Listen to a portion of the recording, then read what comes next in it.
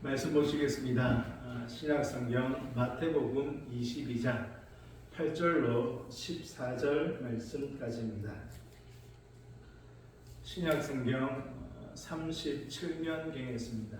마태복음 22장 8절로 14절까지 한 절씩 교독하시겠습니다. 8절 말씀입니다. 이에 종들에게 이르되 혼인잔치는 준비되었으나 청한 사람들은 합당하지 아니하니 네거리 길에 가서 사람을 만나는 대로 혼인 잔치에 청하여 오라 한대. 종들이 길에 나가 악한 자나 선한 자나 만나는 대로 모두 데려오니 혼인 잔치에 손님들이 가득한지라.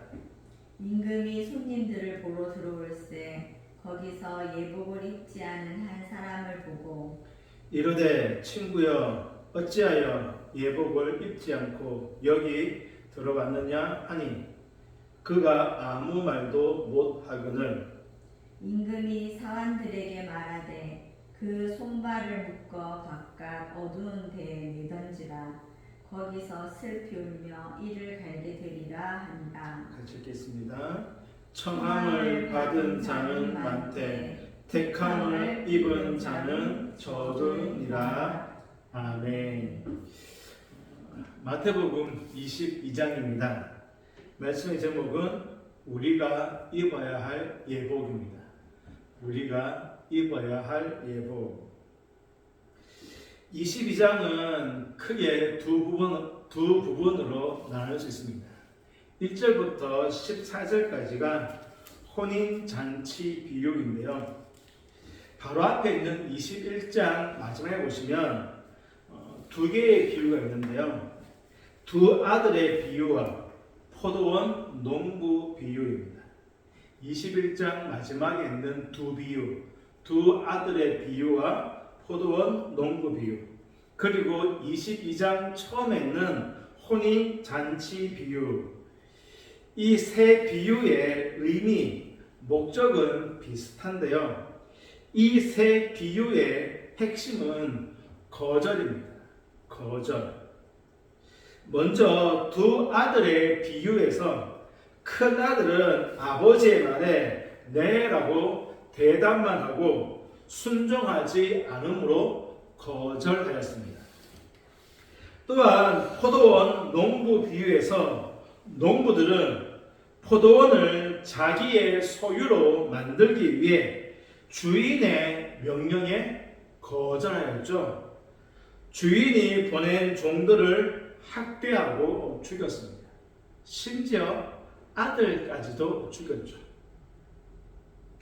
그리고 오늘 본문인 혼인잔치 비유에서도 아들을 위해 혼인잔치를 준비한 임금은 종들 보내어서 이미 초대한 사람들을 혼인잔치에 초청하지만 22장 3절 보시면 그 종들 보내어 그 청한 사람들을 혼인잔치에 오라 하였더니 오기 싫어하거늘. 초청받은 사람들이 뭐하였습니까? 거절하였습니다. 심지어 남은 자들은 종들을 잡아 모욕하고 죽였습니다.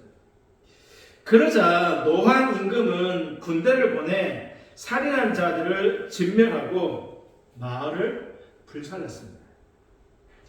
그리고 9절 보면 네거리 길에 가서 사람을 만나는 대로 혼인잔치에 청하여 오라 한대. 주인이 종들을 길로 내보내어서 사람들을 초청해라 라고 말합니다. 그러자 종들은 악한 자나 선한 자나 만나는 대로 초청하여 혼인잔치 자리를 가득하게 채웠습니다.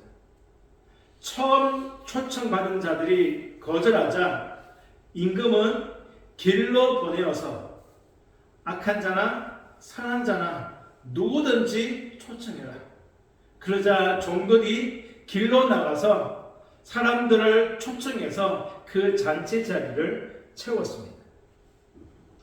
임금은 손님들을 보기 위해 왔는데 그곳에 예복을 입지 않은 한 사람을 보았죠. 가득한 그 자리에 예복을 입지 않은 한 사람이 있었습니다. 주인은 예복을 입지 않은 사람을 쫓아내는 것으로 혼인잔치 비유를 마치고 있습니다. 이것이 혼인잔치 비유고요. 15절부터 마지막까지는 예수님과 종교 지도자들 간의 논쟁이 기록되어 있는데요. 네 가지 논쟁이 기록되어져 있습니다. 첫 번째는 우리가 잘 아는 세금 논쟁입니다. 가이사의 것은 가이사에게, 하나님 것은 하나님께. 예수님을 올무에 걸리게 하기 위해서 바리새인과 사두개인이 손을 잡았죠. 평소에 바리새인과 사두개인은 원수지간입니다. 결코 친해질 수 없는 사이입니다. 그런데 예수를 올무에 걸리게 하기 위해서 바리새인과 사두개인이 손을 잡고 예수님께 가이사에게 세금을 바치는 것이 옳은지 그 여부를 물어보았습니다. 평소에 원수지간이었던 바리새인과 사두개인이 손을 잡았다라는 것은 그만큼 이 질문이 어렵다, 힘들다라는 것입니다. 세금을 바치라고 하면 유대인들이 예수님께 등을 돌릴 것입니다.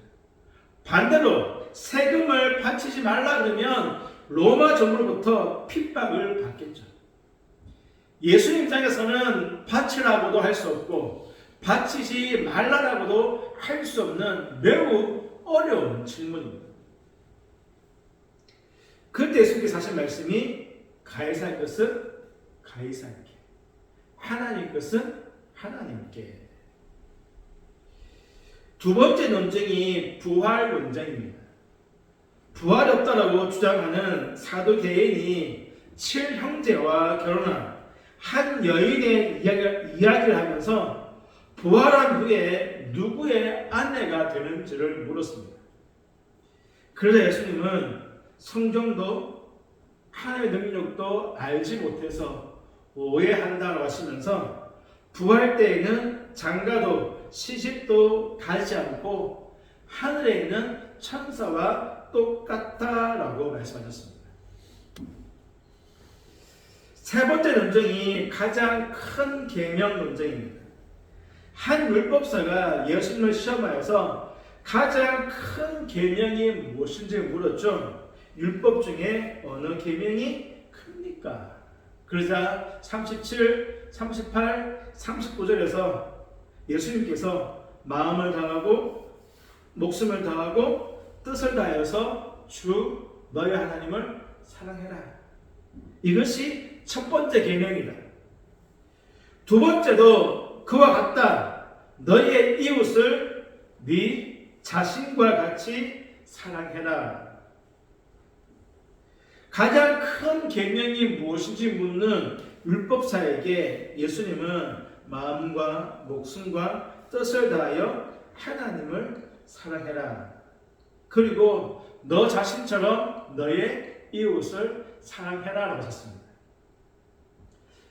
첫 번째가 세금 논쟁, 두 번째가 부활 논쟁, 세 번째가 가장 큰 계명 논쟁이었다면 마지막 네 번째 논쟁은 다윗의 자손 논쟁입니다. 지금까지 바리새인이나 혹은 사두개인 율법사가 예수님을 시험했다면 이제는 예수님께서 오히려 질문하십니다. 42절 너희는 그리스도에 대하여 어떻게 생각하느냐? 누구의 자손이냐? 그리스도가 누구의 자손이냐라고 물었을 때 그들이 대답하기를 어떻게 대답합니까? 다윗의 자손입니다. 예수님은 메시아가 누구의 자손인지를 물었고 바리새인들은 주저하지 않고 다윗의 자손입니다라고 대답하였습니다. 메시아가 다윗의 후손으로 오실 것은 이미 구약시대부터 예언된 말씀이죠. 그러자 예수님이 다시 한번 질문합니다. 45절, 다윗이 그리스도를 주라고 하였는데 어떻게 다윗의 자손이 되겠느냐? 다윗이 그리스도를, 메시아를 주라고 불렀는데 어떻게 다윗의 자손이 될 수 있느냐라는 질문입니다. 만약 메시아가 다윗의 자손이라면 다윗이 메시아를 주라고 부르지 않겠죠. 그러자 그들은 한마디도 대답하지 못하였고 그날부터 감히 예수님께 묻는 자가 없었다라는 말씀으로 22장을 마치고 있습니다. 그 중에 오늘 혼인잔치 비유 말씀을 보았는데요. 이 비유에서 이해하기 어려운 장면들이 여러 장면이 있습니다. 먼저 임금의 혼인잔치에 초청받은 사람들이 아무렇지도 않게 거절, 심지어 임금의 종들을 죽였다는 것입니다. 친척지간에 지인지간이라도 초청받았으면 그 초청에 응하려고 합니다. 그런데 임금이 이미 오래전에 초청장을 보내었고 그날에 종을 보내어서 데리고 오려고 할 때 거절했다. 그것도 또한 임금의 종들을 죽였다. 참 이해하기 어려운 장면입니다. 그리고 초청받은 사람들이 오지 않자 임금은 길거리에서 만나는 대로 초청하라라고 하였고 종들이 초청하는데요. 선한 자뿐만 아니라 악한 자들까지 초청받았다는 것입니다. 임금의 혼인잔치에 선한 사람뿐만 아니라 악한 자들까지 초청받았다. 참 이해하기 어렵죠. 하나 더 있습니다. 초청받은 사람 가운데 예복을 입지 않은 사람을 쫓아내었다는 것입니다. 일반적으로 잔치는 날짜를 정하고 종들을 보내어 미리 손님을 초청합니다. 지금도 결혼식 청첩장 보내잖아요. 그거 보면 날짜가 있고 시간이 있고 장소가 있죠. 예수님이 이 당시에도 잔치에 미리 종들 보내 그 날짜에 초청합니다. 하지만 시간은 말하지 않습니다. 당일에 준비가 마치는 대로 다시 종들이 가서 초청한 사람들을 모시고 오는 것이 관습입니다.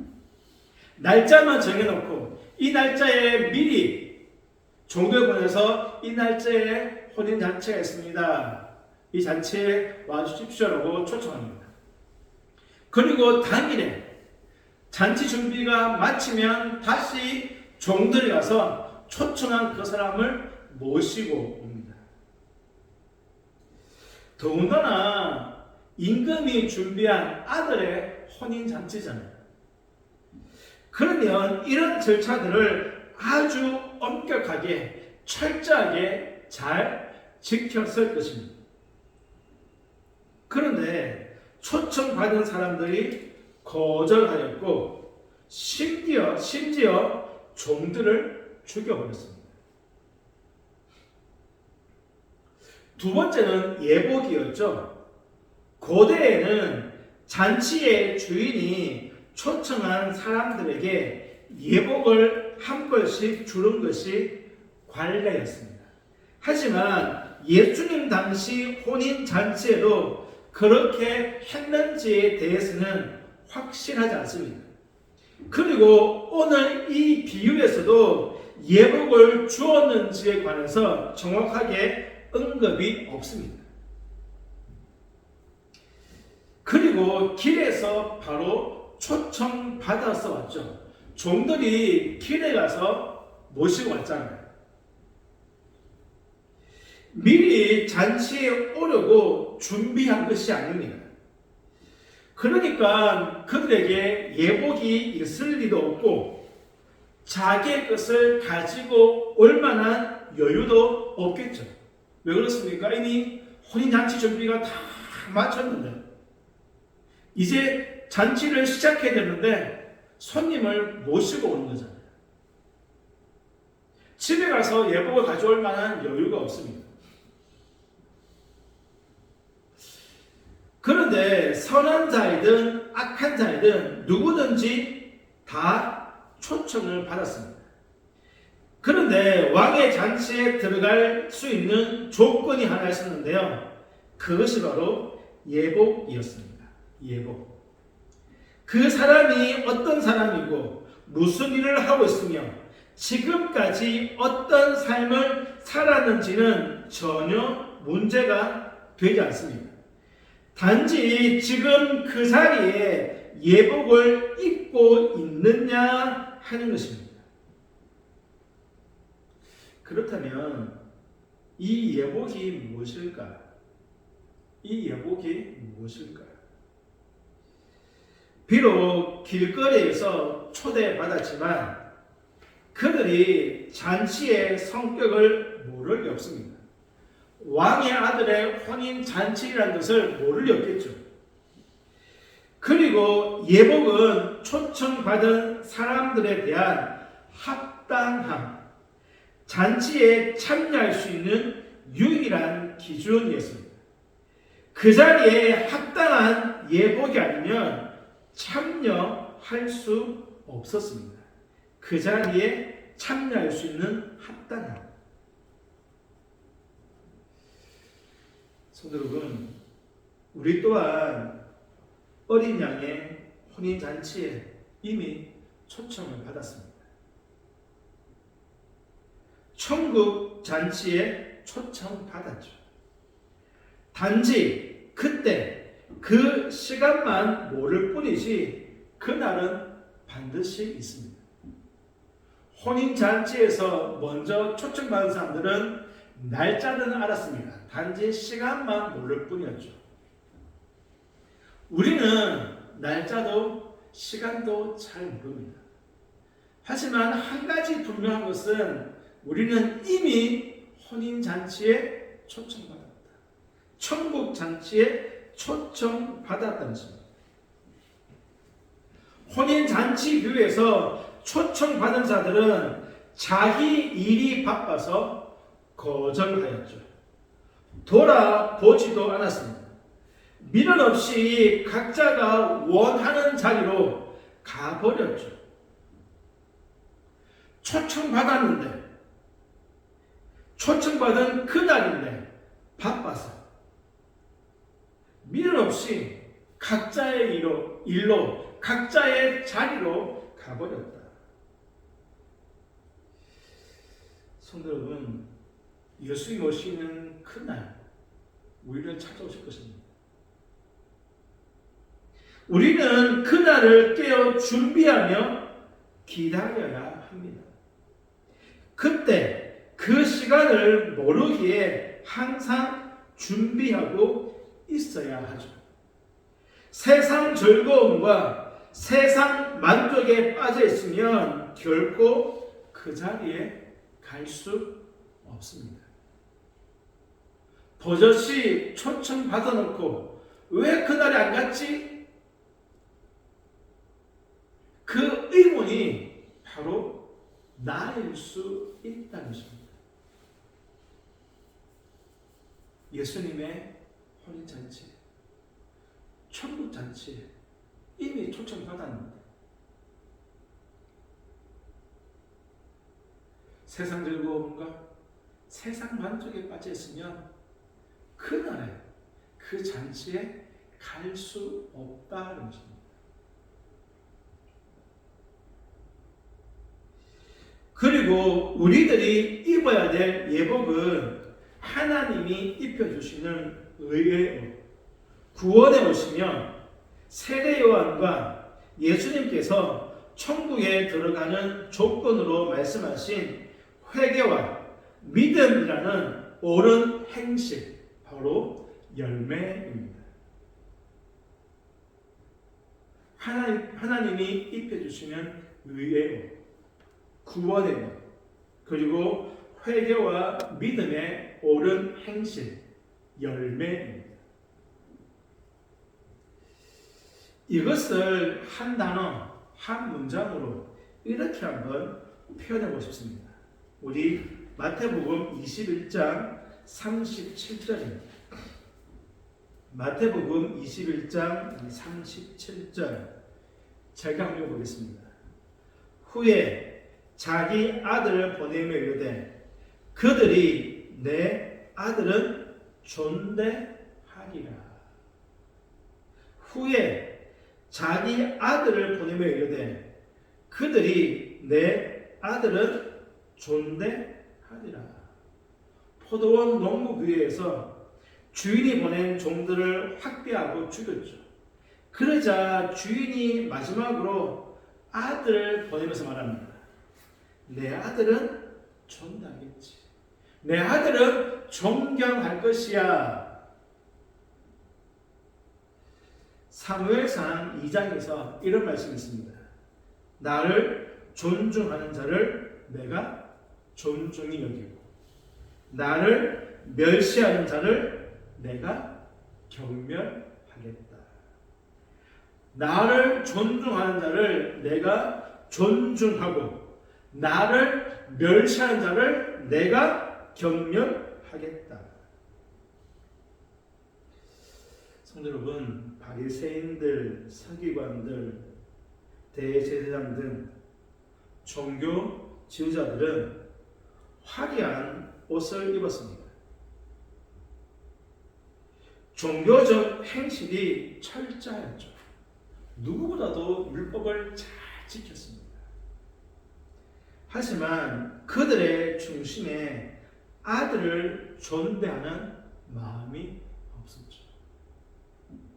아들을 존대하는 마음이 없었습니다. 주님을 영접하지 않았습니다. 거절하였죠.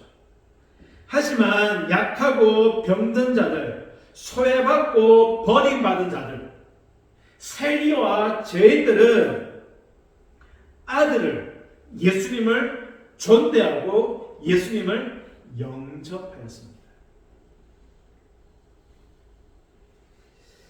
성도 여러분, 우리들이 입어야 할 예복은 모양이 아니라 삶입니다.